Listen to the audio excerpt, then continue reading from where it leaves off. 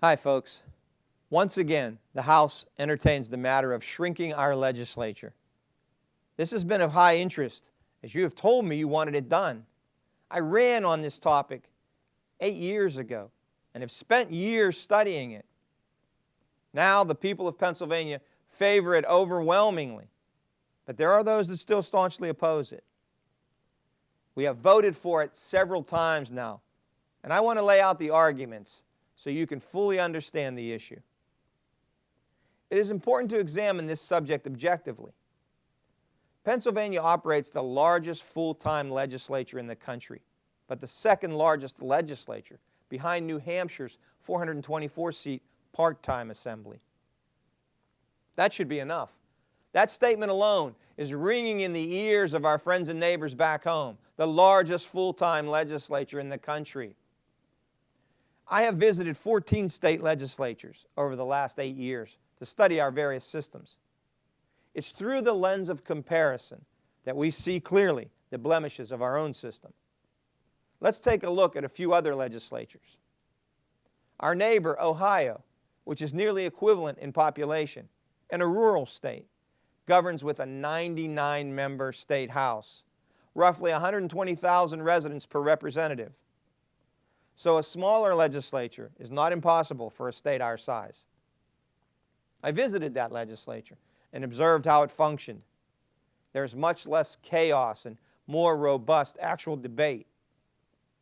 Most constituents who visit our assembly immediately notice the chaos and how few people even seem to be paying attention to the speakers.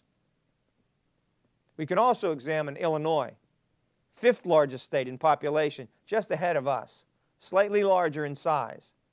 It also functions effectively with only 118 representatives compared to our 203.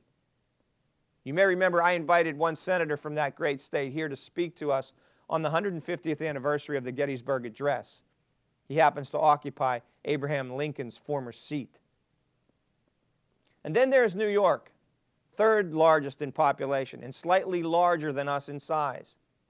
They operate their House with 150 representatives and 62 senators. My rural colleagues say that a smaller legislature will hurt rural districts. I would offer the even more compelling example of Montana. Montana is an appropriate example for the rural-urban argument. Montana is our fourth largest state, over 147,000 square miles, 1 million people in 56 counties. A quarter of their population is in 4 cities. They function effectively with 100 reps and 50 senators, part-time. I visited their legislature and talked with senators and representatives. They feel rural Montana is well represented. Other colleagues contend that Pennsylvania is a diverse state, and we are. But it is interesting that when you talk to representatives in other states, they also argue that their state is uniquely diverse. Ohio is a rural state with concentrated populations in large urban areas such as Cleveland and Cincinnati. Illinois is a rural state with a large concentration in Chicago and surrounding counties. Yet both operate effectively with a smaller legislature. Now some colleagues say we should have a larger legislature. The larger the better. Voice of the people. But when you go to New Hampshire with that 424-member assembly, you see that each legislator has a smaller voice. More power is shifted to leadership to run such a large bureaucracy, and individual legislators are neutered. Others argue that a larger legislature cuts down on corruption, as it is difficult for lobbyists to influence a larger number of legislators. In fact, a larger assembly places the power in the hands of a few leaders, so lobbyists need only influence those leaders to get their way. I also want to briefly address here the idea of a part-time legislature, which I'm not opposed to. Texas provides some inspiration in this regard. It carries the title of our second largest state in both size and population, but it is a part-time legislature. Consider that a state nearly 6 times the size of Pennsylvania and 2.2 times the population rules with a mere 150 House members compared to our 203. and they meet every other year for 3 months and pass a 2-year budget. If a state that big can do it successfully, we might want to study how Texas pulls it off. Pennsylvania was a part-time legislature at one time. I just remind you that there are trade-offs with a part-time legislature. Under that system, more power rests with the governor and the bureaucracy. Our state has an active legislature that represents the people directly and is a strong counterbalance to the executive and the bloated bureaucracy. Finally, at least a few colleagues tout the fact that the number we represent is small enough that we can personally touch each constituent.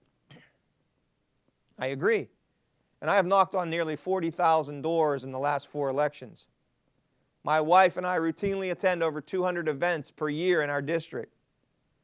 But under this bill, our districts will become only slightly larger and will remain a size still reachable by the representative willing to work at it. So what is the optimal number for our state?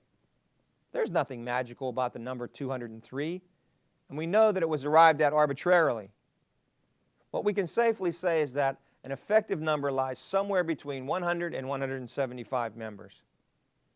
We can learn from Ohio, New York, Illinois, and other states, but we don't have to be them. We can set our own standard within those guidelines, and that makes the proposed number of 151 members a reasonable number for a state our size. Still, others argue that not much money will be saved, and that is relatively true. We will likely save in the tens of millions, not hundreds of millions. But the larger argument is about effectiveness, not just cost savings. Some argue that it's not the legislature, but the bureaucracy that needs reducing. It's not an either-or argument. We can work on both, but we also need to reduce our legislature. In the end, the people desire a smaller legislature, and there is sound justification that our legislature is too large. Remember, this constitutional amendment must pass the House and Senate in 2 different sessions and then go before the people in a referendum where they can ultimately decide. We're almost there. The people want this, but they don't believe we'll do it. They say, you'll never vote yourselves out of a job. But at least in the House, we have done it 6 times now. I can't believe we are at this point and the bill is being blocked from a final vote. Please contact all legislators and leaders and tell them you want to vote on this bill. It's time we do what the people want. I will continue to push this legislation and we'll vote yes on this bill. Until next time, in God we trust.